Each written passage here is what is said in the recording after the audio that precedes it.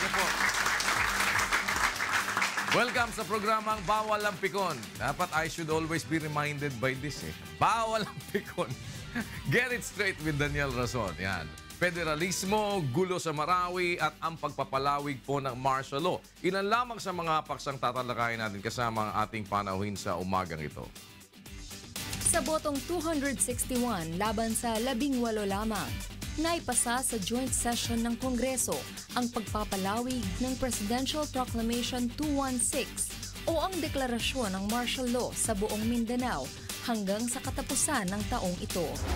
Pursuant to the Constitution and the rules of the joint session, the motion to extend the proclamation of martial law and the suspension of the privilege of the writ of habeas corpus is hereby approved by the Congress. Bagamat kakaunti, itutuloy pa rin kaya ng mga mambabatas na hindi pumabor sa pagpapalawig ng martial law ang kanilang balak na iapela sa Korte Suprema ang naging desisyon ng pinagsamang kapulungan ng Kongreso? Sa ginawang pag-ambush ng mga miyembro ng New People's Army sa mga Presidential Security Guard sa North Cotabato, tila naubos na ang pasensya ng Pangulong Duterte sa naturang grupo at sinabing hindi na siya makikipag-usap sa kanila. Ito ay kaugnay sa usaping pangkapayapaan na isinasagawa ng gobyerno sa CPP, NPA, NDF na pinamumunuan ni Chairman Jose Maria Sison. There's no peace, there's no talk. Ayoko na makipag-usap and pati yung aking escort, inambos nila. So, they really want everything stop and go back to fighting. Ano ba ang masasabi ng mga tumutol sa pagpapalawig ng batas militar sa mga pahayag na ito ng Pangulo? Lalo na nga't may mga impormasyon ng mga paglabag daw ng karapatang pantao sa pagpapatupad ng martial law. Sa muling pagbubukas ng Kongreso, isa sa mga inaasahang prioridad nito ang pagbabago ng ating saligang batas. Magbibigay daan ito sa pagpapalit ng uri ng gobyerno mula sa presidential patungong federalism. May sasagawa nga kaya ito at babagay ba sa ating bansa, lagay ng ekonomiya at kultura? Martial law extension, Marawi siege, federalismo. Pag-usapan natin to.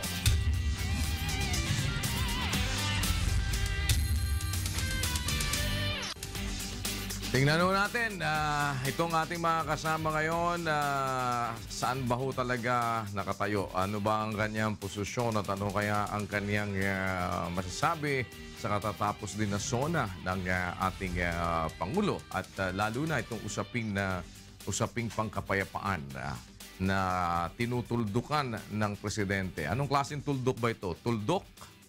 Tuldok-quit? Tuldok-tuldok-tuldok. Kasi pagka tuldok-tuldok-tuldok, diba?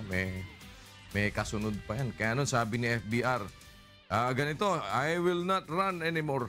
Tapos sabi niya, period. Alam mo, pagka period, may kasunod pa yan, period eh. Diba? Oh, let's welcome to the program, Bayan Muna Representative Congressman Carlos Zarate. Kong, morning. Have a seat, please. Ay, salamat Thank you. At alam kong medyo puyat kayo kagabi. Medyo dahil late natapos yung State of the Nation address. At tapos niyan, meron pang marami pa. Sa mga exchange of ideas and opinions. Kasi hihingian ka kagad ng reaksyon ng mga kasamahan natin sa media. Correct. So, kailangan makipag-usap ka pa doon sa mga nandun sa South Lounge. Alam mo naman yun. Exactly. But let's get it straight. NPA ka ba? Ako ay no permanent address as of now. Dahil galing sa Mindanao, yun naman ang ating residence, no? Pag pasok natin rito sa Kongreso, palipat-lipat tayo ng tirahan. Kung saan tayo makakakuha ng mura, doon tayo nakatira. So, palipat-lipat. Pero hindi ka komunista. Hindi ako komunista. Pero makakaliwa ka. Ako, ang aking prinsipyo, Kuya Daniel, ay left, no? Dahil sa progressive and militant lawmaker, naniniwala ako na kailangan ng structural reform reforms sa ating lipunan at hindi lang yung palliative at superficial na pagbabago. No? So, if we will be classified as left of the political spectrum, I'm a member of the left. Paano ba ipapaliwanag yung makakaliwa? Kasi parang pagka sinabing makakaliwa, ang nagiging impression is, ay, komunista yan. Pagka makakaliwa, ay, ano yan, NPA yan. Yung mga tipong gano'n. Ano? So parang yun ang nagiging association or natatype ka. Ang history kasi nito sa Europa no? Nung nagbotohan ang parlamento, sino bang gusto ng pagbabago? Yung mga gusto ng structural reform sa kanilang bansa, nasa kaliwa. Karamihan naman nung ayaw, yung gusto ng status quo nasa kanan. At doon yung nagsimula, yung mga kaliwa, gusto ng talagang iba, radikal na pagbabago sa ating lipunan, lalo na para masolusyonan yung kahirapan. No? So dito naman sa ating bayan, ang political spectrum dito, may extreme right, yung mga talagang reaksyonaryong sagad-sagaran, no? At meron din sa left. No? At, may extreme left din. Yung nasa mga underground movement, no? Andyan yung CPP, NPA, NDF. No? Andyan naman yung mga legal organizations like Bayan Muna, no? We are considered left of the political spectrum dahil yung aming advocacy nga transformation, no? Structural transformation of our society na hindi na iiral yung mga reformang papitsi-pitsi, no? Dahil sa mahabang panahon, tuloy-tuloy pa rin ang kahirapan. But not necessarily that you are part of the Communist Party No. or that you adhere to communism. No, ang sa amin dyan, nire-respeto namin yung karapatan ng iba na mag-armas dahil sa nakita nila ito yung solusyon. No? But we will not condemn kung ano yung paniniwala nila ang gustong pagbabago sa lipunan. Pero hindi ba parang lumalabas na sila yung kumbaga sila yung mga fighters, kayo naman yung mga legally na naka-front na pwedeng lumutang. Iba naman yung nakikipaglaban. Di ba ganun lang ang ano niya? Well, kailangan bigyan ng distinction yan. No? Yes, dahil sa ngayon, kami ay kumikilos dito sa within our legal framework. No? At wag dapat pagsamahin yung mga nag-aarmas at yung mga dito sa, halimbawa kami sa Kongreso or mga progressive organizations. Pero ang prinsipyo noong nandoon na nag-aarmas, doon sa nag-aarmas, ay kapareho lang ninyo, ganun ba? Magkakapareho doon sa gusto ng pagbabago sa lipunan. Pero as to how itong pagbabago sa lipunan ay gagawin, yung iba, umabot sila sa pinakamataas na punto na hindi na mangyayari yan dyan sa legal. Kami ay mag-aarmas. No?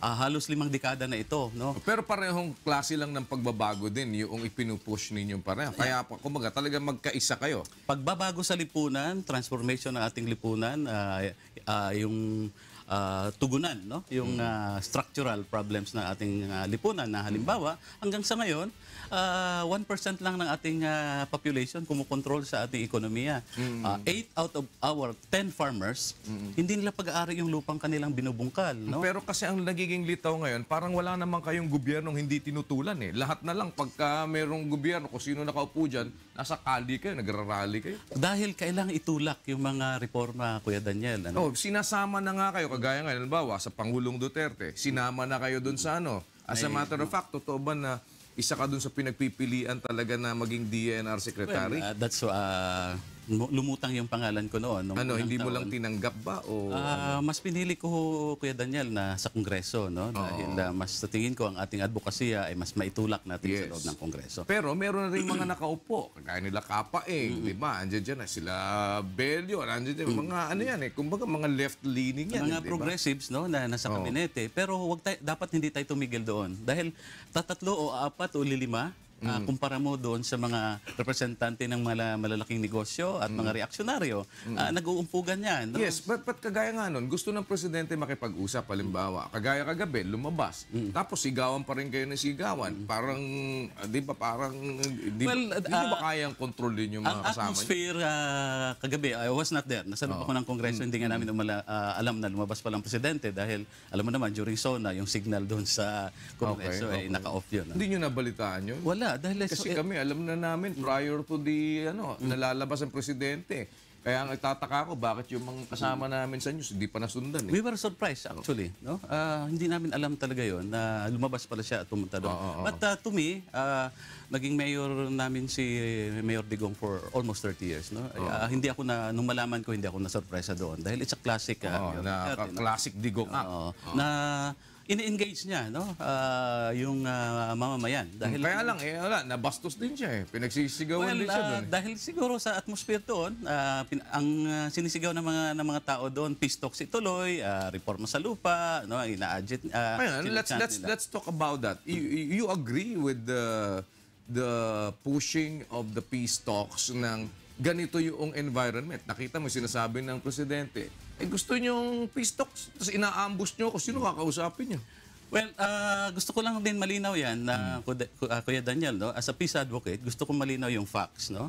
At malaman natin ano ba talaga ang nangyari doon sa sinasabing ambush. Even the military No, but you have seen the scenario of these peace talks. Yeah. Nakikita na po natin yung nangyayari. Usapan, patayan. Usapan, parang, kasi ang lumalabas, parang tama ba kausap natin? Kontrolado ba nila yung mga kasama nila? Laging may ganon. May sincerity ba doon sa pakikipag-usap? Minsan kasi both sides may problema eh. 'Di ba? Parang ano bang tingin niyo diyan? Yan yung realidad ng usapang pangkapayapaan. And the more reason, sabi ko nga, dapat itulak natin. Dahil in fairness, in the past 8 months or so, no, ang hindi nangyari sa nakaraang 15 taon sa past 2 administrations, umusad ngayon. At ganansya yon sa ating mamamayan. Ano? Kaya lang parang ang nangyayari, parang nagte-take advantage na lang yung kabila na sige, usap tayo. Tapos parang nakakakuha kami ng panibagong lakas habang tayo nagbubulahan. Pagkatapos, tsaka na tayo bakbakan ulit, meron na kaming energy. Well, at the surface, it may appear that way, no? Na both parties may kanya-kanyang... And you don't believe that? I don't believe. Dahil nakita ko, I was there sa at 3 rounds of talks, no? October, January, and February. So you believe in the sincerity ng mga grupo ng CPP-NPA sa pakikipag-usap? Both panels, no, nakita ko sila how they negotiated. Intense yung negotiation, but at the end of the day, ang tinitingnan nila ano bang interes ng mamamayan. Kailangan meron tayong malagdaang mga kasunduan dahil itong pag-uusap na ito ay hindi lang naman para sa interes ng panels, no. Meron silang mga principals at beyond their principals, andyan yung mamamayang Pilipino na makikinabang dito sa anumang pinag-usapan. Do you believe in the sincerity of the government as well? Well, I have to give that there's good faith and goodwill from both sides, no? Oh, okay. If that is so, do you believe now that the president will really put an end to these peace talks? Because the president said, no, tapos na tayo. Ako may nakikita pa rin puwang, no? I may be an optimist. I'm still optimist at this point na meron pang puwang para itulak pa and it behoves upon us, people of goodwill, na itulak ang usapang pangkapayapaan dahil ano ang kabaliktaran nito? Malawakang gera, malawakang dislokasyon, no? Kasi parang gano'n na sinasabi ng presidente. Another 50 years, sige, magbanata na lang nakita natin yan na from the time of Marcos, 14 years of martial law at ang mga sumunod na administrasyon, all-out war, walang nangyaring pagbabago at tuloy-tuloy ang kahirapan na ating pero ganun din naman. From that time, nag-uusapang pangkapayapaan, hanggang ngayon, wala rin tayo nakikita pagbabago. Kuya Daniel, no, in fairness, I have to cite this fact. During the time of Ramos, 1992 to 1998, former general, no? Ang sabi ng mga tao noon, ano yan, mas lalong ano yan, dahil militar. In fairness, walang ceasefire noon. Talk and fight sila. But it was during the time of the Ramos na maraming nalagdaang agreements ang both parties. At isa sa pinaka-importanting agreement dyan na natapos ng panel, ang comprehensive agreement for the respect of human rights and international humanitarian law. But is it being followed? Yes, at this point... How can you say that it's being followed when killings are all over? But there's now a mechanism. Diba nakita nyo yung patayan din? Wala naman. May respeto ba doon sa nag-ceasefire nga? Nagbabarilan pa rin? But there's now a mechanism. There is a tool available for our people. No? Ayun nga lang. Tool for what? Para at least yung level of violence, no? Kasi yun yung purpose ng Karil. Level of violence, well, there is ongoing armed conflict. The level of violence, especially affecting our itong ating mga civilians at yung mga hors de combat, ay maiwasan yun, no? Na magkaroon ng rule of engagement, no? Pero nasusunod ba, Kong? Nakita naman, anong rules of engagement ang meron dito sa nangyayaring sitwasyon? Minsan nga, ceasefire na nga, nagbabakbakan pa. What kind of rules of engagement is that? Siguro, Kuya Daniel, ano yan yung implementasyon, no? For example, kabahagi ng Karil, dapat merong Joint Monitoring Committee. So that means failure ang implementation. May kulang sa implementasyon. In fact, dapat last January after the 3rd round of talks, no? Ang susunod noon ay yung activation na ng Joint Monitoring Committee, and in fact, merong expanded rules ngayon protocols, no, sa Joint Monitoring Committee na hindi lang nabigyan ng panahon na gumana ito. But that's the point. What is the use of an agreement if it will not be followed? Di ba parang nagkontrata tayo, wala naman tayong, di naman natin sinusunod kontrata natin. Yan yung punto natin, Kuya Daniel. Itulak itong parties. No? Meron kayong pinagkasunduan, GRP and NDFP, i-implementan nyo ito dahil para ito sa kagalingan ng mamamayan. Pero ang nangyayari, pareho nga lumalabag eh, di ba? Lalabag yung kabila. Di sige, lumabag kayo, lalabag din yung kabila. So what's the use? Parang it doesn't matter how many battles you have won. It's a matter of winning the war. But we have not won the war yet until now. I mean, we've been in the battle for quite some time. Diyan importante ang boses ng mamamayan, no? I-expand yung peace constituency. Baka kasi iniisip ng iba na itong peace talks, ang GRP panel lang ito at NDFP panel at ang kanilang mga principals. No. The peace talks, first and foremost, para ito sa mamamayang Pilipino, para masolusyonan yung halos 5 decades old rebellion in our country. At ang sabi natin, sabi rin ng gobyerno, sabi ng NDFP, ang root causes of the armed conflict ay itong grabing kahirapan sa ating bayan. At yun, isa sa mga bagay na gusto nyo mangyari, mag-usap, di ba? Yeah. Pero kagaya niyan, kinakausap ng presidente mga makakaliwa. Ayaw nyo naman makipag-usap ng maayos. Puro lang kayo rally. Hindi ba kayo pwede pumunta na lang ng Malacanang at kausapin yung presidente? Binubuksan naman ng Malacanang sa inyo. Ginagawa natin yun, Kuya Daniel. If that is so, bakit kailangan pa nating magra-rally tayo na nanggugulo pa tayo? Ang rally ay hindi ho gulo. I beg to disagree. Ano? Ang rally ay pagpapahayag ng mamamayan. Hindi naman ho lahat ng 5,000, 10,000 pwedeng pumunta sa Malacanang. Ano? Last week, nandun sa Malacanang yung mga leader. But you can be represented, hindi ba? But halimbawa, sa panahon ng SONA, talagang gusto magpahayag ng mamamayan at yan ay karapatan nila at gusto natin i-encourage yan. Hindi, wala naman tayong problema doon. What I'm saying is kagaya nun, lumabas yung presidente, hindi rin makausap ng maayos. Paano ba? Sumisigaw. Ganito, sisigaw. Who do you want to listen to whatever you are saying? In that kind of atmosphere, Now, who do you want to listen to what these people are saying? Well, ando ng presidente, pakinggan niya Exactly, yung di ba? So, ang kailangan makarinig nun yung presidente dahil siya yung pinagsasabihan. Now, the president was there already. Paano magkakaintindihan kung walang din siguro, representative? Kuya Daniel, no? Kung hindi ko hula ko roon, pero nakita ko sa footages, no? Ang sinusulong ng mamamayan, sinisigaw nila, ituloy ang peace talks, no? At ang presidente rin, firm sa kanyang... How do you open that back again? I mean, as a lawmaker na nandiyan dyan ngayon, nakakapagpahayag, paano nyo bubuksan yung puwang na yon na kasi may puwang pa na nakikita kayo, no? Although tinutuldo ka na ng presidente. Ikaw na rin nagsabi pa, tuldok. How do you open that again? Well, sa lahat na posibleng paraan. No? I cannot say it in detail now. No? Pero kung pwede nating maipaabot at ang mensahe na kailangan ng usapang pagkapayapaan, importante ito. No? Totoo, tuloy-tuloy yung bakbakan dyan in the absence of a joint interim ceasefire. But the more reason, kaya nga dapat mag-usap eh. Dahil napakita naman natin from August last year to January this year, no? Na umiral yung unilateral ceasefires, no? Pero bandang dulo, mayroon ng bakbakan uli. Pero pwede pala siyang mangyari. Basta, ang importante, pag-usapan natin ang substantive agenda. Huwag tayong ma-derail doon sa peripheral issues. Ang substantive agenda, yung socio-economic reforms, constitutional and political reforms. Yun ang importante dahil yun yung long-term solution sa sinasabi nating problema ng ating bayan. So you're saying now na usap na lang tayo, sige tuloy-tuloy tayo ng usap. Tapos bayaan mo na lang kung nagpapatayan dyan. Usap We're na not lang saying tayo. that. I'm just stating the reality in the absence of a Kasi ceasefire. ganun na nangyayari. Diba? Yun ang reality. Realidad, no? Nangyari yan sa panahon, as I was citing kanina, sa panahon ni General Ramos. And no? until now. So, in the absence of ng protocol and modalities on a ceasefire, we expect natin yan. No? Ang AFP will launch counterinsurgency operations. The NPA will launch tactical offensives. No? So ang suggestion nyo po dito, kumbaga parang, sige, tuloy na lang natin yung wala na tayong ceasefire. Kasi ganun din naman magsi-ceasefire tayo, it will be violated. But we don't stop talking.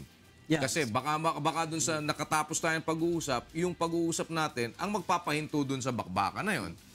Not necessarily yung ceasefire para lang matuloy yung usapan. Actually, ang tingin namin, pag nagkaroon ng comprehensive agreement on socio-economic reforms, no, malaking premium yun sa peace talks. No? And I think it will not pag na-implement yun, hindi lang ito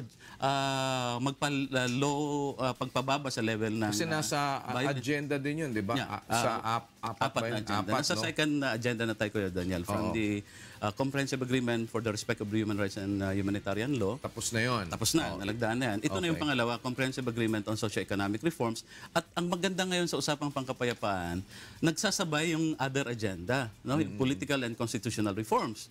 Kasi yung pagpasok nung federalism. Federalism, no? Pag-usapan na rin yan dyan, no? Pwedeng magsabay itong malagdaan. And unlike before na paisa-isa. Pero ngayon, in-accelerate nila ang talks. And even yung last point ng agenda, yung end of hostilities and disposition of forces. But even without the peace talks naman, the federalism will still push through, di ba? Well, nasa radar yan ngayon, pero kung pakinggan nyo kahapon, parang hindi masyado madiin doon ng presidente. No? Although, napag-uusapan yan, yung Bangsamoro Basic Law, federalism, dahil tama din naman na dapat idiin ito, no? Na bigyan ng solusyon yung halimbawa historical injustices sa ating mga kapatid na Moro. No? At ang solusyon dyan ng administration is through the BBL. Pero baka ang pinangangambahan natin kung ano ang nangyari sa BBL the previous administration ay mangyayari rin ngayon kung walang aggressive na pagtutok dyan at pagtutulak, lalong-lalo na sa loob ng Kongreso. At ito rin federalismo, no? Ang federalismo naman sa tingin namin ay bukas kami dyan. It's a form of government, pero mas importante yung pag-usapan natin, ano bang substance ng gobyernong yan? No? Hindi ano lang ba yung yung forma. mangyayari? Tsaka anong klaseng federalism? Yes, dahil maraming debate dyan, Pero maraming models. kayo ba, ano bang pinupush ninyong klase ng... Kasi sa model ng federalism na sinasabi nila, sabi sa akin ni CJ Puno the last time that he was here, it's like a hybrid federalism. Ano? Ang gusto nilang i-push. Kasi parang ma-pattern dun sa kung ano yung applicable sa atin. Dahil hindi naman ibig sabihin na nag-work doon sa ibang country yung ganyang model will work sa atin. Kasi iba yung klase ng kultura meron tayo. Ano ba sa inyo? Ganon din na, Kuya Daniel, no? Pag-aaralan yan. No? Dahil hindi nga pwedeng kopya ng kopya tayo. Siguro pwedeng kunin yung magandang aspeto ng French style. Pwede rin yung British style, no? Or itong mga Asian style federalism. No? Pwedeng kukunin natin yan. Ang importante sa amin, kung ano man ang magiging forma dyan, yung substance nun. Kasi maganda nga ang struktura ng iyong bahay, pero ang loob pala ay inaanay. Pero anong loob ang inyong ilalagay ngayon? Kumbaga, tatanungin niyo yung bahagi niyo. Kasi bilang mga mambabatas, you will also be asked. Ano yung, at kayo din yung magpoporma niyan. Ano ba yung gusto niyong i-introduce dyan? Halimbawa, Kuya Daniel, nabalikan ko na rin. No? Ano ba ang problema talaga natin ngayon? Problema sa lupa, no? Kahirapan. Nabanggit ko na, 10 pa rin, 8 sa bawat 10 magsasaka, hindi nila pag-aari yung lupang kanilang sinasaka. No? At sa pag-aaral natin sa pag-unlad ng maraming bansa, talagang dumaan sila sa isang seryoso at thoroughgoing agrarian reform. Taiwan, South Korea, Japan. No? Kung hindi mangyari yan sa atin, hindi tayo iigpaw doon sa tinatawag nating industrial na pamayanan. No? So, at usapin dyan, control sa resources. Kung hanggang ngayon, at kung sa susunod, tuloy-tuloy pa rin yung framework ng ating pagmimina ngayon, no? Highly extractive, export-oriented, walang mangyayari, hindi tayo uunlad. Taga-export lang tayo ng hilaw na materyales na hindi naman mauubos at mauubos yan. Practically, this will all be part ng, hindi naman kasi amendment lang to. It's a change of the Constitution. Di ba? So, gusto nyo yan na stipulate mismo sa Constitution. Itulak natin yan na yung protectionist, no, na provision, especially sa ekonomiya sa ating pambansang patrimonya, ay mailagay yan doon. Kasi kung mag-shift nga tayo, pero ibuyang-yang naman natin, ibukas natin, no, sa plunder ng mga malalaking bansa ang ating bayan. Mare-rape ka rin. Wala na rin. No? Walang pakinabang. No? Magiging waste basket pa rin tayo ng Southeast Asia or ng buong mundo. No? So, taga Davao ka, di ba? Yeah. Kaibigan ka ba ng presidente o kaway? Before you answer that, we'll pause for a break.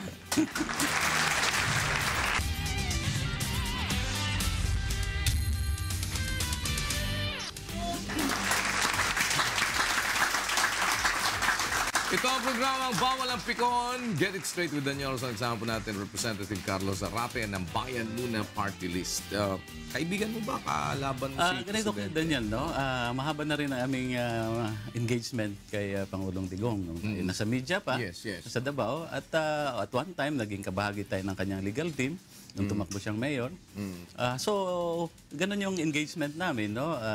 So, meaning to say, kasi Hindi niya ako kaaway. kung naging part ka naman ng legal team niya, meron kayong talagang, most likely, you have read his mind already.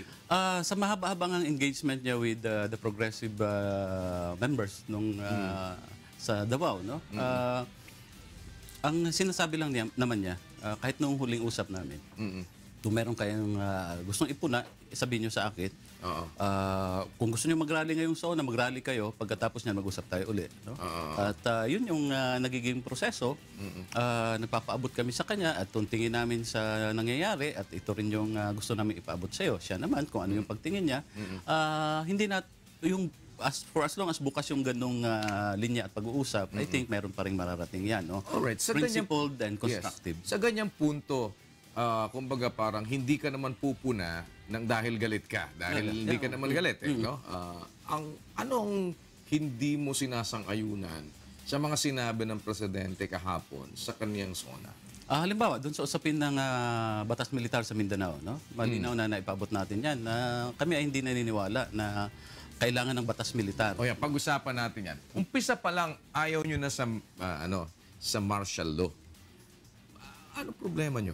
Historical yan, Kuya Daniel. No? Alam naman natin, sa loob ng 14 years no, na ang batas militar ay namayani sa ating bansa, libo-libo ang naging biktima ng human rights violations. But isn't it true that that is the reason why iyan ay inilagay mismo doon sa batas na bago? Kung ano yung mga limitasyon, ano yung pang-double check, ano yung mga dapat na probisyon para hindi yan maabuso. Tama po ba yun o hindi? Sabi nila may safeguards, no? But Now, you don't believe that there are safeguards doon sa martial there are law? safeguards. But So, doon sa safeguards po ba na nasa batas ngayon, hindi ba sapat yun?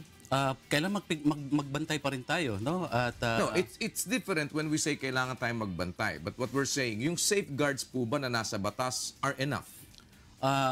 hindi ko masabing enough na yan. This is the first time, Kuya Daniel, no, na itong 1987 Constitution, second time na in-exercise yung martial law. Una, noong 2009, December of 2009, sa panahon ni GMA, no, na nag-martial law sa Maguindanao.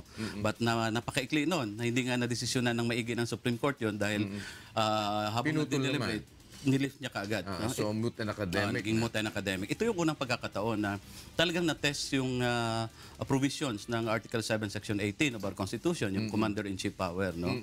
At sa nakita natin, nakakalungkot nga din sa amin yung desisyon ng Korte Suprema dahil parang pinababa niya yung bar nung ano ba ang standards pag-declare ng martial law. Dahil kami naniniwala ang dilagay ang mga standards na yan, no, yung safeguards na sinasabi natin sa saligang batas, dahil sa ating experience, it's an anti-martial law constitution.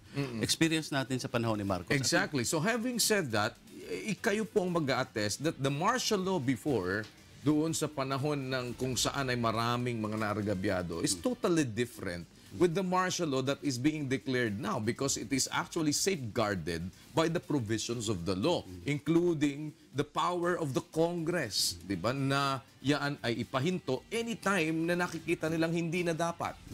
That's precisely my point, Kuya Daniel. Ano? Yes. May safeguards, but itong safeguards na ito matitest sa panahon ng mayroon ng martial law. No? For example, we disagree vehemently doon sa pag-exercise ng Kongreso sa kanyang supposedly review power, no? Nung magdeklara kaagad ng martial law. Ang sa aming tayo doon, immediately, after nag-report ang Presidente, nagpatawag ng joint session.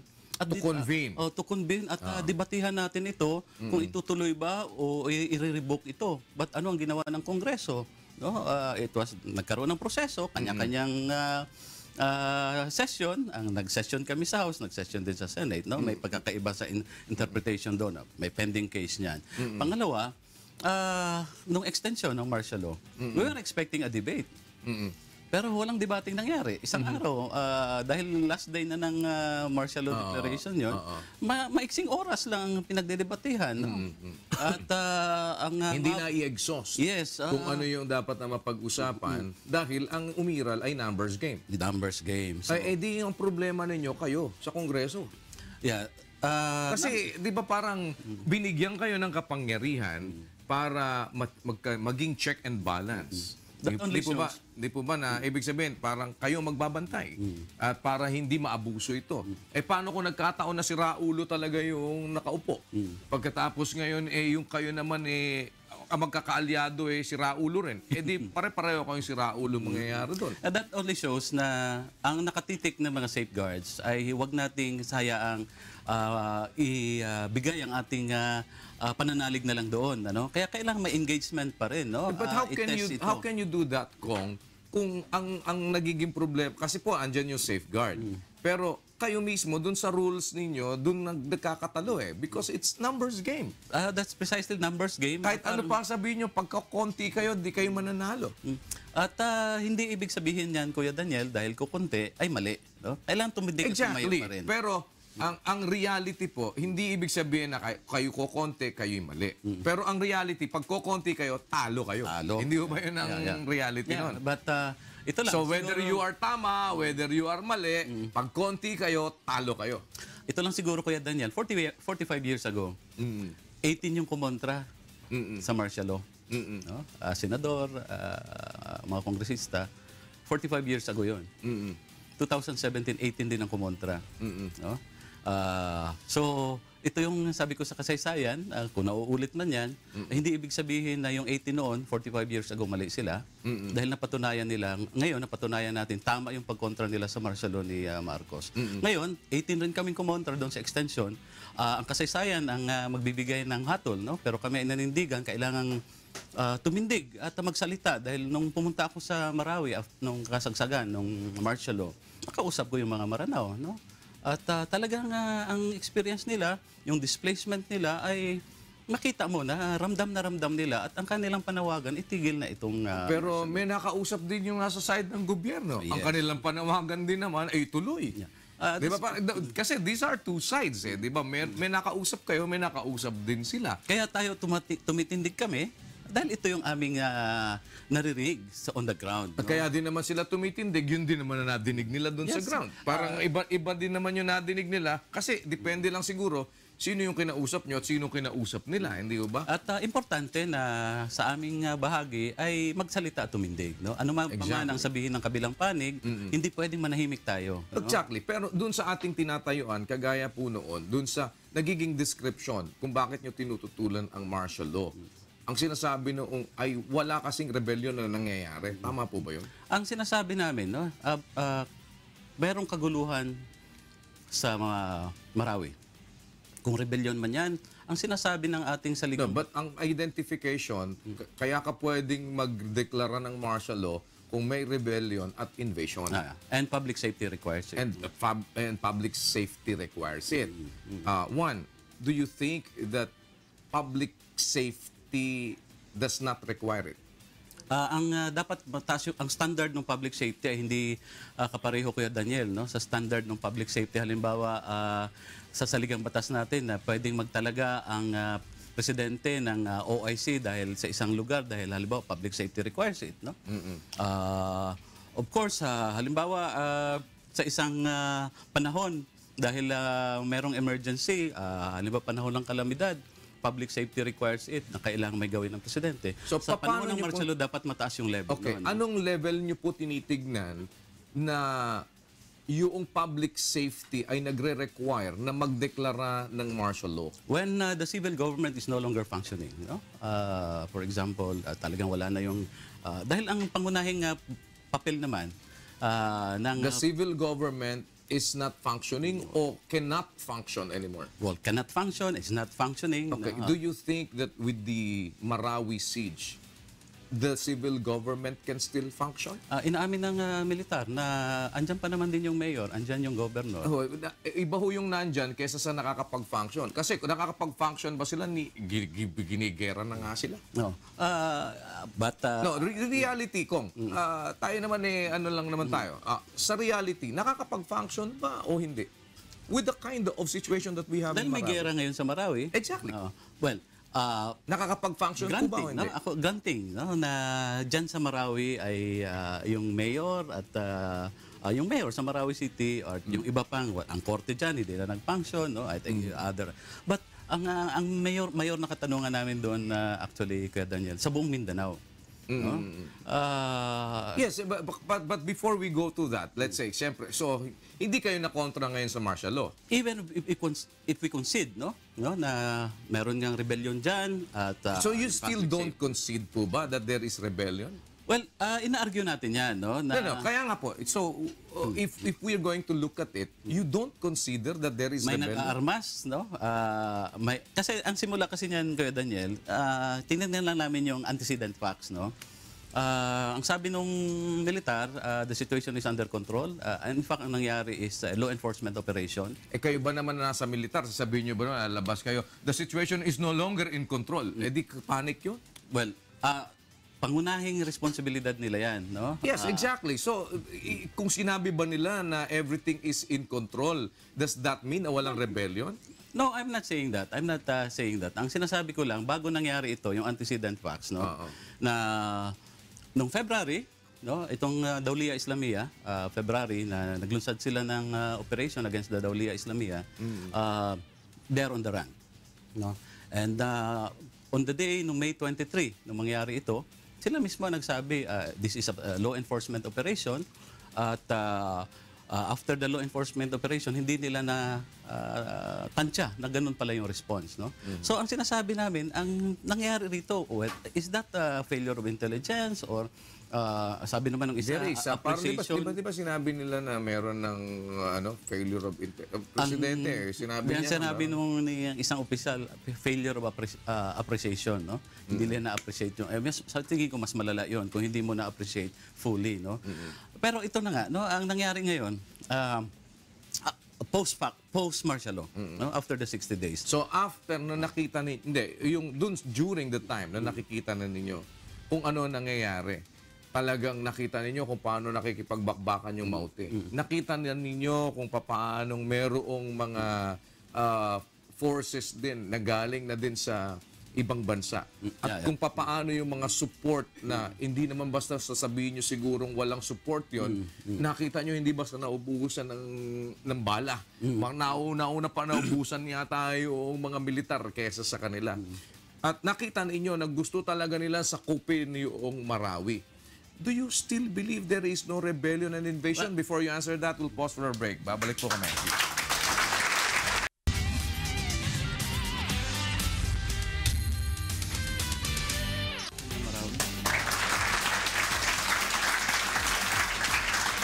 Ito ang programang Bawal ang Pikon. Get it straight with Daniel Roson. Kasama rin po natin Representative Carlos Zarate ng Bayan Muna Party List. So after everything has been said and done, nakita na ko ninyo yung nangyari at yung bakbakan doon, casualties ng ating mga sundalo, yung mga nakikita niyo yung extent noong ginagawa nilang terrorism doon, na may stage pa ng mga civilian, and until now, meron pa rin silang mga hawak-hawak doon.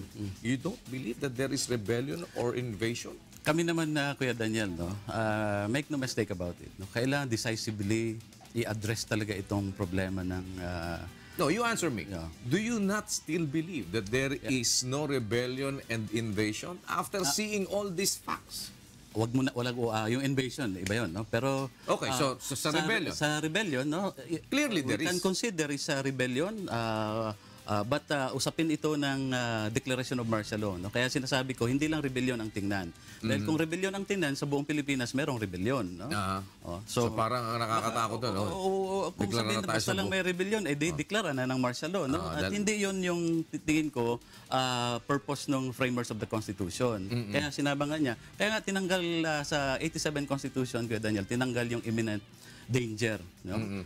Kasi dapat actual na may rebellion at public safety requires Yes. it. No? So, with all those requirements, wala pa po ba? Hindi pa ba papasa yung rebellion, invasion, public safety requires? Sa mga nangyari na po, looking at it from hindsight, you are not still convinced? Kaya nga, you can concede na sa Marawi, meron. No? So now you concede that in Marawi, there is rebellion, there is invasion, and there is a need of public safety. Yun nung gusto namin, no, na kaya naghain tayo ng motion for reconsideration sa So you Korte now Suprema. concede that there is If a there is a need. rebellion, gusto nating ma-define, no? Ano ba talaga yung level of requirement, no?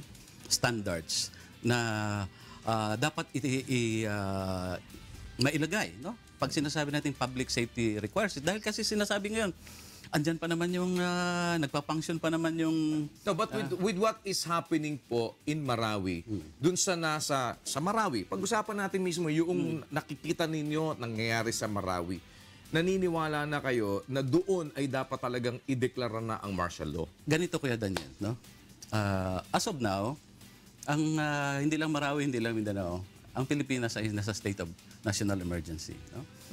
In exercise last September 2016 ni Presidente Duterte, yung kanyang unang power as a commander-in-chief, call-out power. No? Tinawag niya ang armed forces to suppress lawless violence perpetrated by the Dawliya Islamiyya. Anong ibig sabihin nito? Dahil yung peace and order halimbawa ay hindi na kayang ipatupad, no? O implement, kailangan na ng katulong ng pulis. At kasama na rito ang militar. Kaya nga, nung tinanong namin, ano pa ba ang kailangan yung poder? No? Kung sabihin nyo mag-conduct kayo ng large-scale military operations, pwede yan. Dahil ang call-out power in-exercise na ng presidente, hindi ba pwede, yung airstrikes, nangyayari naman yan kahit walang martial law. Yung shellings, nangyayari naman yan kahit walang martial law. Yung checkpoints, nangyayari yan kahit walang martial law. Pero ang mga court procedures ay iba pagka may martial law at wala. Kasi pagka doon sa under the declaration of martial law, hindi mo kinakailangan na magpunta ka na lagi sa korte, humingi ka ng ganito, ng search warrant, humingi ka ng ganito para mapasok at mapuntahan mo yung isang lugar na alam mo na maaaring pinagkukutaan ng kalaban. Even without martial law, Kuya Daniel, no? Dahil ang charges, sabi nila may rebellion, no? Under our present jurisprudence, rebellion is a continuing crime, no? Kahit na walang warrant dyan, ay pwedeng hulihin yung mga subject, no, ng rebellion. No? Kaya sabi namin, kahit na wala talagang martial law, if you only fully exercise, no, yung resources at poder na nasa gobyerno na, I don't think aabot ito sa ganitong sitwasyon. No? Dahil kayo na rin ang umamin na there was a failure of intelligence or failure to appreciate the available intelligence, marami yan, at hindi na dapat dumating sa ganung punto na nagkaroon ng grabing distraction ngayon sa Marawi. No? Kaya gusto nating ma-define ito fully, no? Dito sa Korte Suprema dahil it will set a precedent under the 1987 Constitution. No? Dahil this is the first time na talagang may full-blown declaration of martial law at magiging pamantayan ito sa susunod pa na pagkakataon. Hindi lang this presidency, in the future. No? At gusto natin Maging reference. Dahil ang naging experience nga natin sa panahon ng diktadurang Marcos, grabe yung 14 years na yun. At hindi pwedeng sabihin, kalimutan na lang natin yun, best, mag-move on na tayo. Hindi, dahil kabahagi ng ating kasaysayan yan. Pero ano bang pinakamapait mong kasaysayan sa martial law? Well, I was a student at that time. No? Napitpit ba itlog mo sa martial law? Hindi naman. Hindi naman, yung mga dinidisperse kayo. Maraming may experience, no? Mas masamang experience ng ating mga kaibigan at mga ilang kakilala, no? Na like ang aking kasama si Congressman Nery Colmenares, he was tortured, no? As a student at that time. Masama ang naranasan. So sa ganyan ngayon, are you still thinking of like making some sort of amendments sa batas natin patungkol dyan? Or you will just wait for the change of the Constitution? Well, isa siguro sa i-review yan, no? Dahil sabi ko nga, Kuya Daniel, totoo dahil sa ating reaksyon sa martial law ni Marcos, no? Itong 87 Constitution, ang tawag nga rito, anti-martial law Constitution, but nakita natin ngayon, no? May safeguards. Pero dahil sinabi mo rin, that's numbers game lang yan eh. Kahit na binigyan ng poder, halimbawa ang Kongreso, na i-review ito para tingnan mo ang interes ng mamayan. Pero sa Kongreso, dahil numbers game, kung ano ang gusto ng palasyo, yun ang sinusunod. So paano nyo titignan ngayon yon? Paano ngayon yun mababalanse? Tanggalin na ang Kongreso. Well, Kasi parang... it's for, for the people to decide, no? Pero, Hindi, kasi paano nyo nga pong babalanse yan? Halimbawa, kasi sabi nyo, numbers game. We have to also realize the reality na kung sino yung nakaupo, sino yung nasa administrasyon, sino yung mas maraming kaalyado. Kaya mo yung mga political butterflies, kung sino nandyan, lipat ng lipat. Ano mo kay Erbardone. Diba?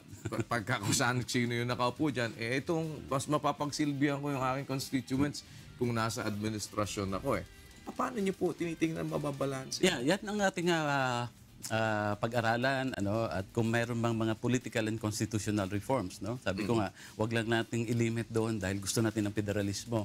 Ano ba yung substance? Halimbawa, sa political reforms, alam naman natin, Kuya Daniel, no? Andyan nakatitik sa ating saligang batas, bawal lang dinastiya.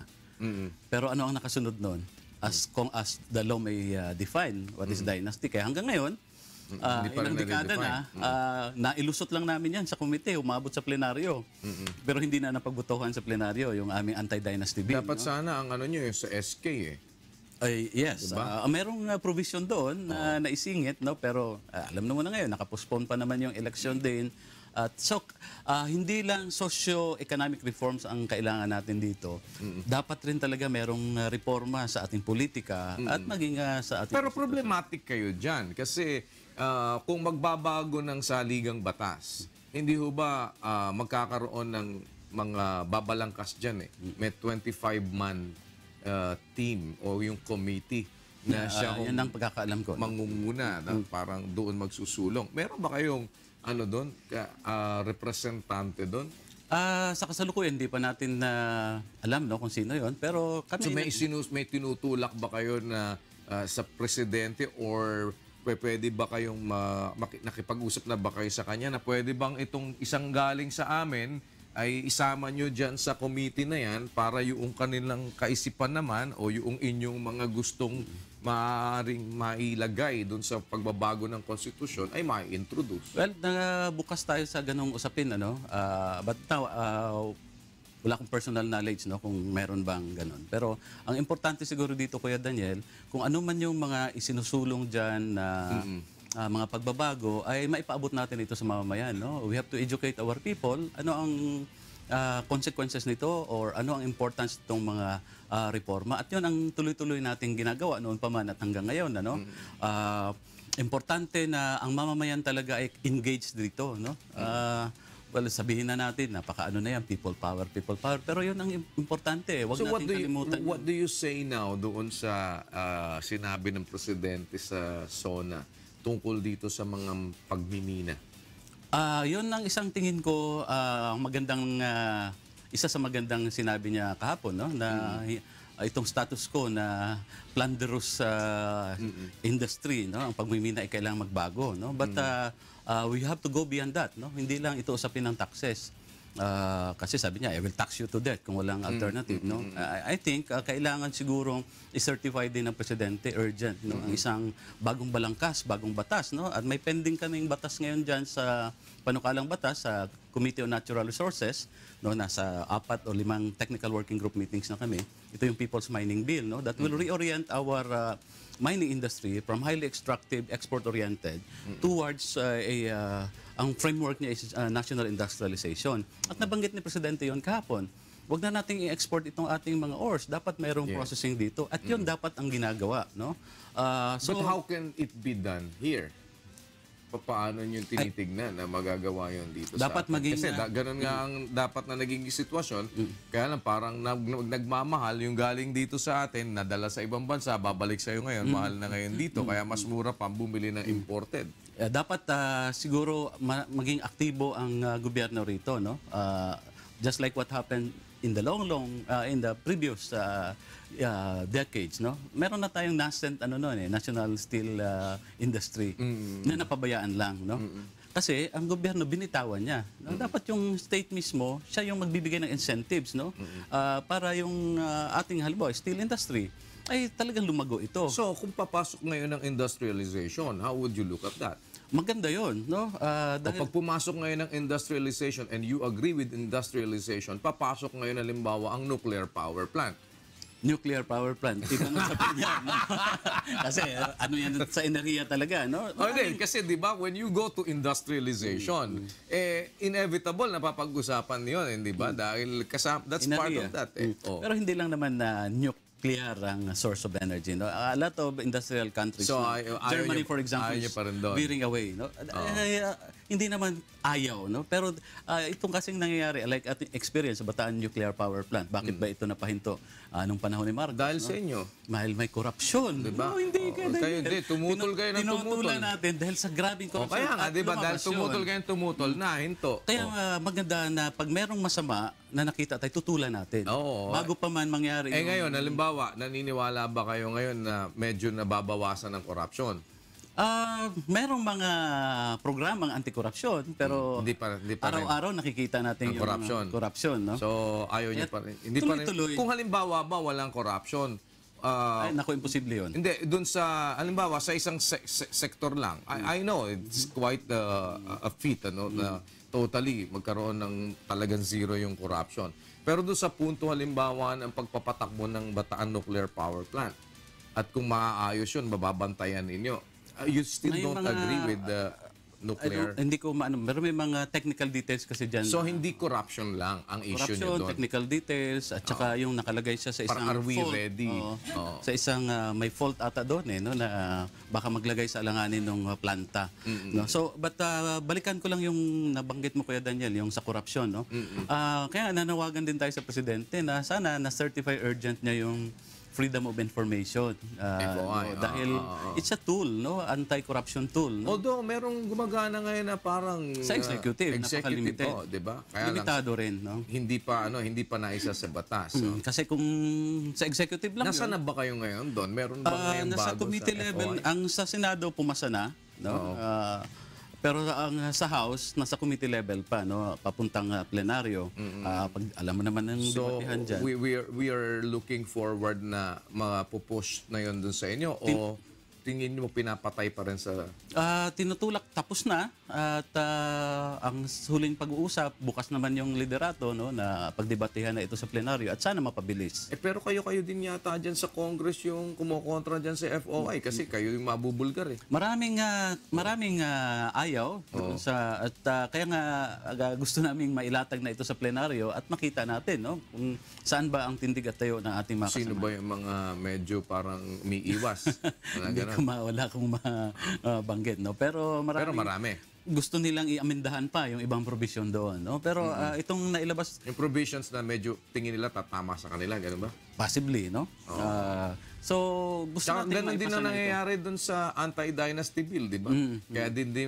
Kaya din hindi mapasa-pasa kasi marami din congressman yung mula sa tatay, anak, asawa, andun na buong 75% sabi nila, Kuya Daniel, no? buong Ang lahi. membro ng House ay nasa different levels ng mag-anak. yan. mag-anak. Yung Land Use Act, ano niya doon? Isang magandang tingnan yun, no? Pero sabi nga, nakausap ko kanina si former Senator Orly, no? Mercado? Author siya ng Land Use Act 1998 pa. Hanggang ngayon, hindi naging batas yan. Dahil nilalabanan din yan ng mga developers, no? Especially isa kasing tingnan dyan, Kuya Daniel, yung land conversion. No? Na isang agricultural dapat, dahil dapat tutukan natin yung ating food security, pero tingnan mo yung mga palayan natin ngayon, mga subdivision na. No? So kaya import tayo ng bigas ngayon. May problema tayo. Marami na ding mga ayaw na magsaka. Dahil nga talo sila, Kuya Daniel. Oo, nahihirapan kasi hindi na mabili yung sa kanila. Walang suporta galing sa gobyerno, tapos halimbawa bigas, babagsakan tayo ng Mas bigas mura na yung mas galing mura. sa ibang bansa. Pati bawang. Yes, so Bawang naman na imported, walang lasa. kailangan mong damihan para Isang kilo ka na, hindi pa lumalasa. Yeah. So, kailangan tingnan din yan. Kaya halimbawa, sa usapin ng budget ngayon, dapat tingnan natin kung talagang ang economic base natin dapat agrikultura dahil agricultural country tayo. Pero napapansin ko, sa ilang pagkakataon na naka-engage tayo sa budget, halos 2% lang ang ating budget sa... Nakita nyo na po ba yung sinabit na budget? Hindi pa, ng no? Presidente? Dahil kahapon lang yan. Oo. Possibly this week, magkakaroon na kami ng kopya at titingnan natin yun. So, bakit saan ba ang gusto niyo magkaroon ng adjustment ngayon dito? Una, no, dahil ang sabi natin, agrikultura at agraryo yung ating base, dapat malaki ang budget na ating ilaan dyan. Social services, no? Sa edukasyon. No? Totoo, meron ng free tuition ngayon sa colleges and universities, pero kulang pa yan, Kuya Daniel, dahil kung titingnan mo, libre ngayon tuition, tingnan mo ang mga state colleges and universities doon naman bumawi sa miscellaneous. No? Di nyo ba pwedeng isulong din ho yung halimbawa ay mailagay sa batas na sabi mo 70% ng isang private school yun lang yung pwedeng pagbayaran na 30% dapat scholarship program ninyo. Hindi ba pwede yun sa mga private? Kasi ginagawa ng negosyo ngayon ng edukasyon Talagang negosyo na siya. Nuknukan ng kamahal-mahal lang mga tuition fee ng mga private schools. Pagkatapos, ang facilities minsan hindi pa rin maganda. Hindi ba pwede yun mailagay sa batas na maglibre naman kayo ng at least 30% of your students will come from the indigents na qualified talaga na mag-aral.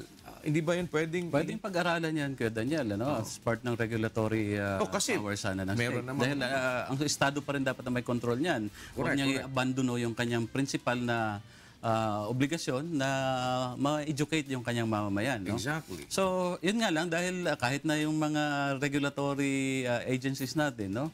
Halimbawa, sa usapin ng tuition, ngayon talagang taga-announce na lang, no? Dahil merong ang existing mga rules and regulations inaalaw na parang negosyo Parang nga. deregulated Negosyo kasi ang tingin sa edukasyon. Which is exactly what is happening now. Talagang negosyo naman doon sa maraming mga nagtatayo ng mga eskwelahan. Lalo na dito sa K-12, no, na programa ngayon, dami ng mga nagsulputang bigla mga senior high, senior high na mga eskwelahan dahil nga sa budget pa lang yung mga voucher sa voucher system ang hindi ma-accommodate ng public school system dahil sa kasalukuyan talagang hindi pa handa ang ating public school system dito sa K-12. Ang daming hindi ma-accommodate sa ating pampublikong eskwelahan pumupunta sa private. Okay, sa tax reform, ano ba tinututulan nyo doon? Kasi ngayon, ang mabigat dito, parang gusto ng presidente, ipasa ninyo yan as is. Wala kayong babaguhin. Wala kayong babawasin. Ano ba ang tinutulan nyo dyan? Kabahagi kami, ako, co-author ako originally nito, no? Dahil ang isinulong natin dito kay Daniel na mag-adjust doon sa income tax, no? Okay. Dahil sinauna na yung income tax natin, no? 86, kung 500,000 kinikita mo, 32% ang iyong tax. 2017 na, kung kumikita ka ng 500,000, 32% pa rin. No? So, talagang malaking kabawasan. Naipasok naman ito doon sa... Ang ginawa kasi dito ng komite, kinonsolidate lahat na tax reform bills.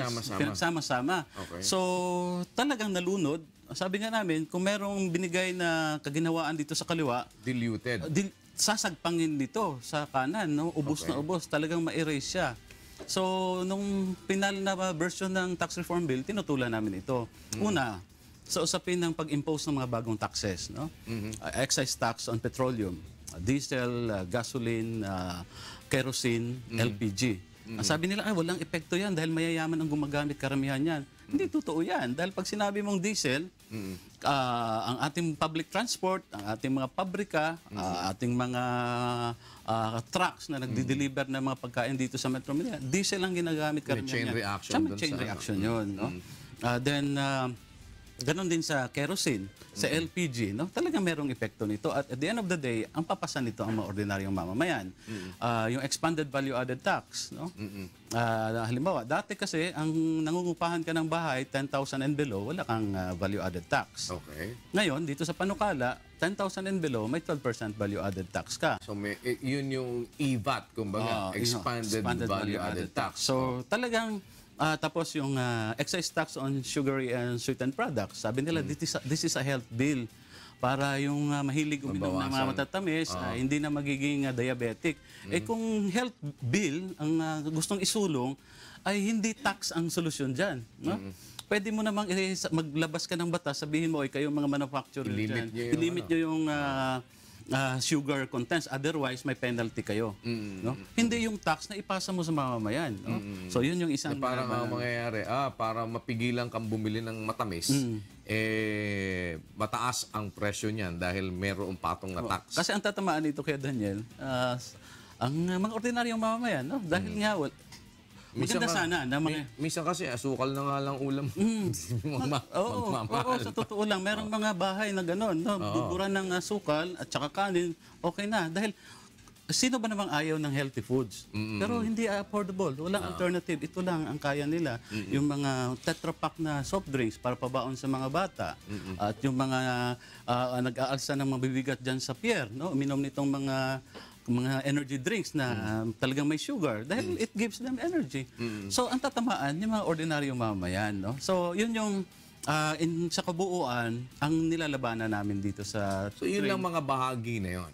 But in other... Dahil nakapakete siya, Kuya Daniel. Kaya lang pinag-isa. Isang package. So, meaning to say, kung kayo tatanungin, doon sa punto ng ito ba ay i-approve sa kanyang kabuuan, ay tutuloy kayo doon. Kasi ang panukala Pero sana namin... paano yun? Ano yung revised na ano nito? Wala, pinasa na ito ng buong Wala na package kayo, ng di ba? House. So, nasa Senado ang Bola. ngayon. So sila ngayon ng, kumbaga naipasa na ninyo yan sa kabuuan. Ang Senate ngayon na magdidesisyon. Yeah. So sila ngayon ang... Nananawagan tayo sa mga kasamahan natin sa Senado, busisihin nila ito. No? At pag-aralang mabuti dahil kami naninindigan na talagang by January 1 of 2018, ang kalakang tatamaan nito mga ordinaryong mamamayan. No? Kasi doon sa pag-adjustment sa ating income tax, Pati sa sasakyan, di ba? yeah, sasakyan, may excise tax na rin. Pero sabi nga namin, ang tatamaan lang naman talaga sa mga excise tax sa sasakyan, yung middle class and above, no? Kasi yung ordinaryong kargador, mas uunahin niya yung kanyang tiyan kaysa mag-ambisyon siyang bumili ng sasakyan, no?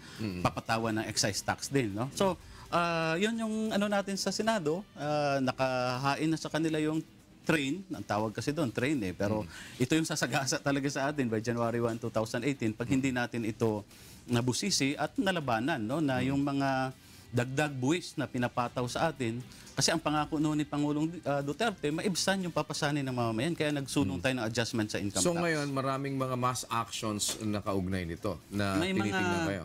may mga pag-aara, may mga sa mga komunidad, no, kami sa bayan muna, pinapaliwanag namin ito, no, at ini-engage din ang aming mga kasamahan, ini-engage ang mga senador, no. Ang importante nito, mapaalam natin sa ating mga kababayan kasi ang sabi ng administrasyon, kailangan ng tax, no, panibagong pondo para sa mga programa, no, yung build. Pero alam mo naman yan, Kuya Daniel, pinoint out din namin ito doon sa hearing sa Kamara at inamin ng DOF.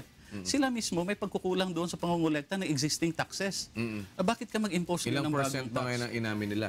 Well, at that time, nasa 40, tingin namin, nasa 40 to 50% yung kanilang collection rate efficiency, no? Sanabi naman ng iba, nasa 60, no? But even sabihin natin, as high as 60, no? Ibig Kahit sabihin na nga nun, mag-70 ka, so in 30% mo, malaki pa rin yun, no? Sa bawat piso, 60 or 70 centavos lang kinokolekta mo, pinapalusot mo yung 30.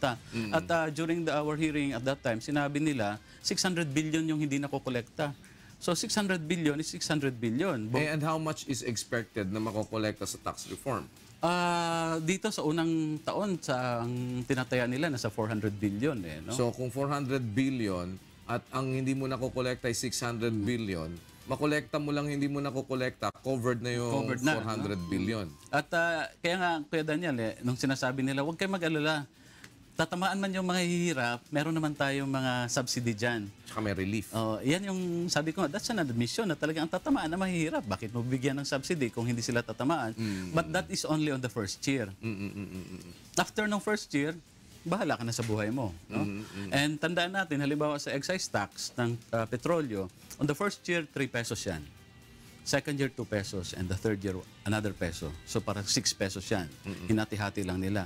So, Dito sa tax reform. Yeah, sa tax reform. So maramdaman mo yung full effect nung excise tax sa diesel, for example, on the third year, na grabe na talaga dahil pabago-bago man yung presyo sa merkado, fix yung 6 pesos na yon.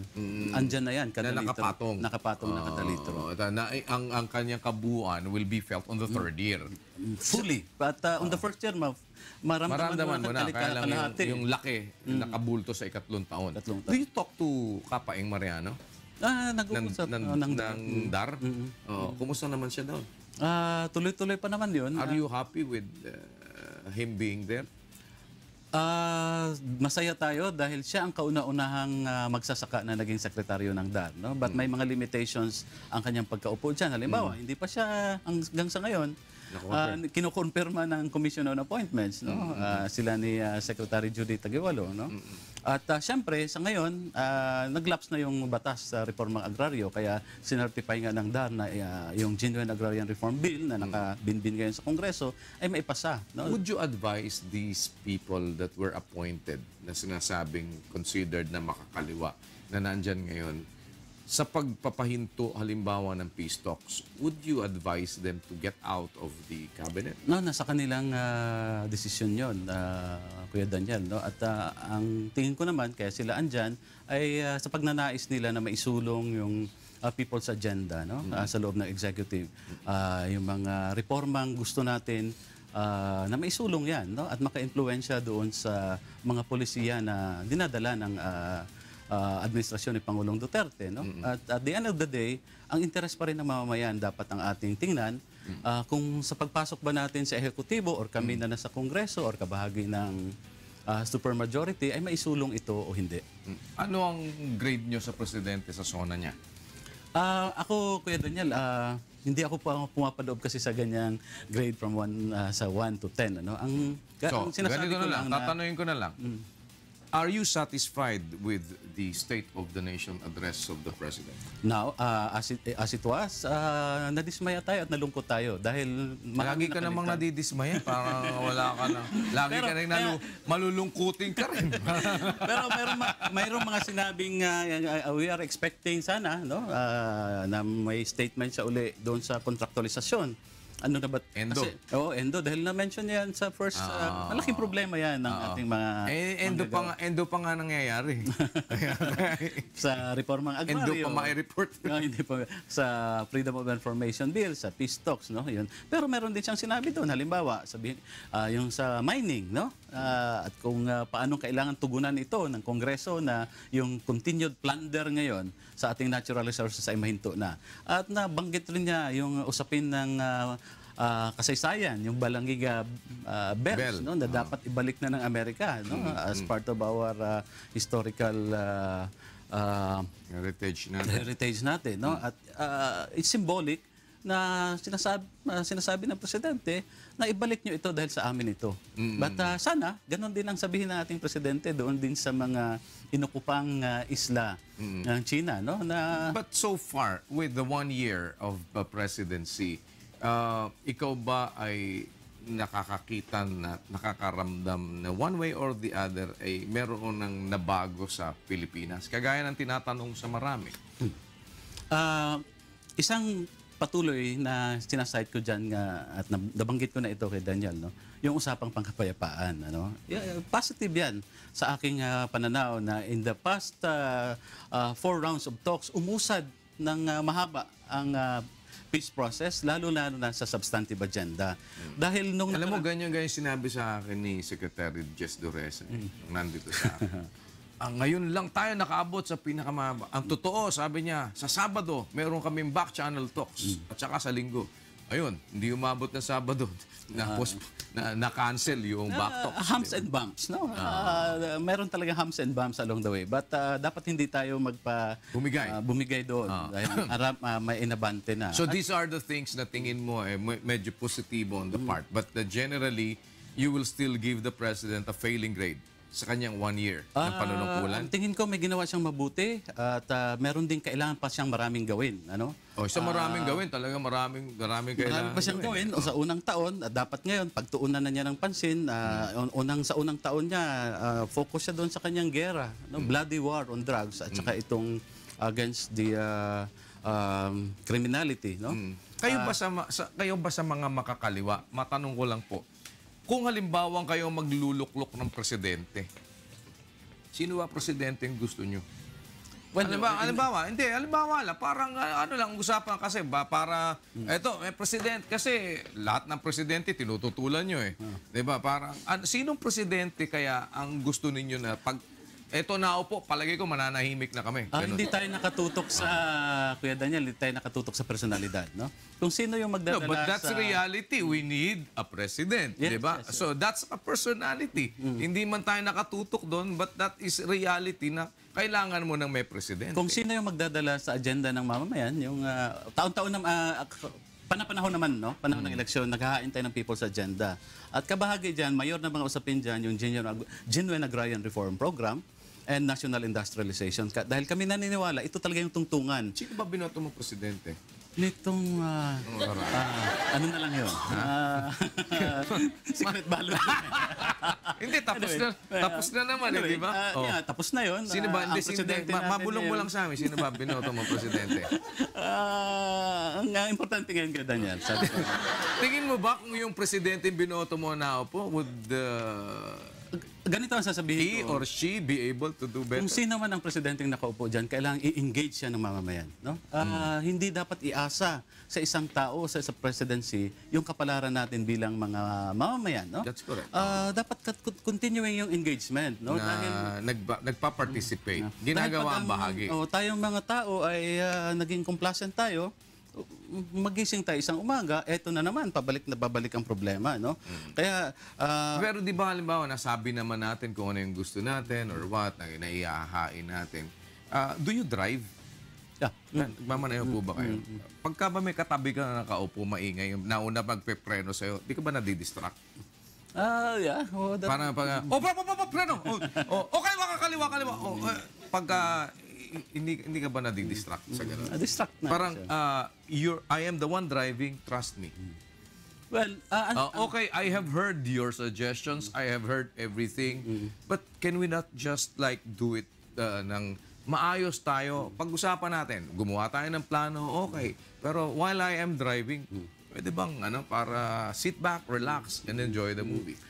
but alam mo Kuya Daniel, ang pagpapatakbo sa Pilipinas ay more than just driving a car, no? Na talagang andyan kayo sa... But it is driving the country. It is like driving the country, di ba? Di ba ganun yan?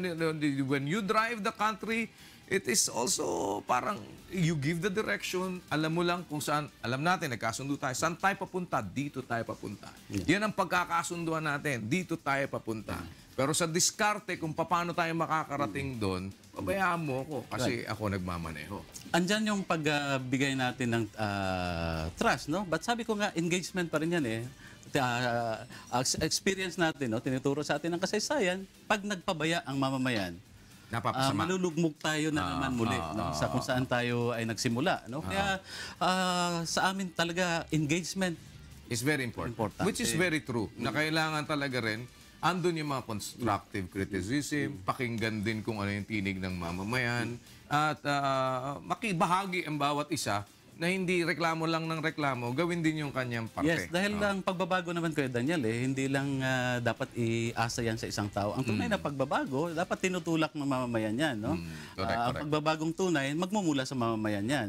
At saka bawat isa sa atin, dapat magbago din tayo sa sarili natin. Di ba? That's very true. But before I let you go, I will just like to leave a question. Do you trust your president?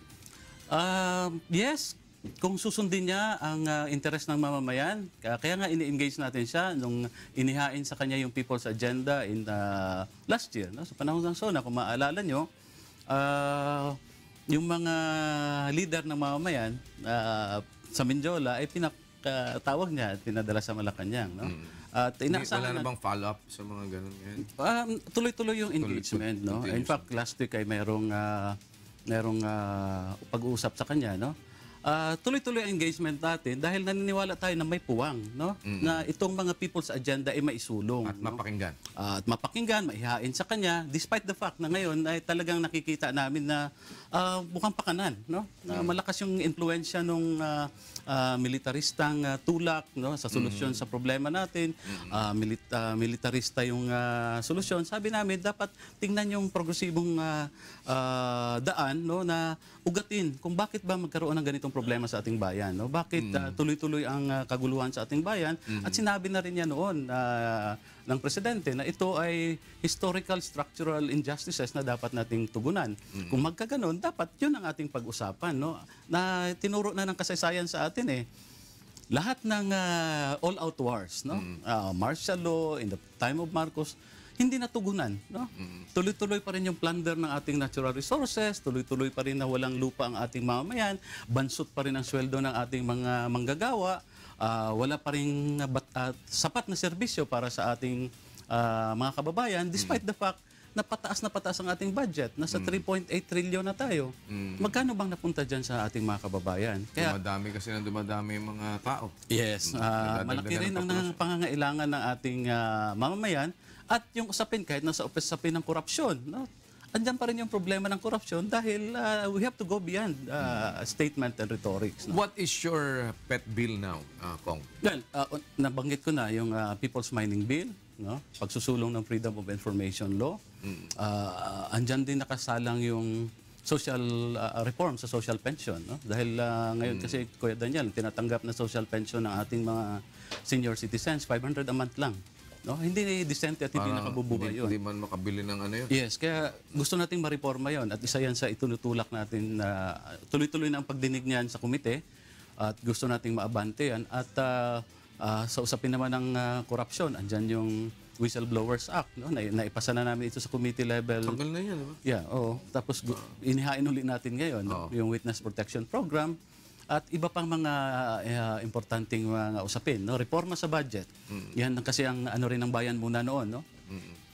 Tayo ang nag-expose ng Disbursement Acceleration Program. Inakyat natin ito sa Korte Suprema dahil sa masamang pamahala diyan sa budget at gusto nating ma-reforma yan, no? Na matutukan ang mga batayang serbisyo kaysa doon sa mga subsidy sa mga mayayaman at malalaking korporasyon, no? So ito yung mga tinutulak natin sa Kongreso. Of course, ang a genuine agrarian reform bill na umuusad na rin sa Kongreso. Wish you good luck, Kong. And maraming salamat po.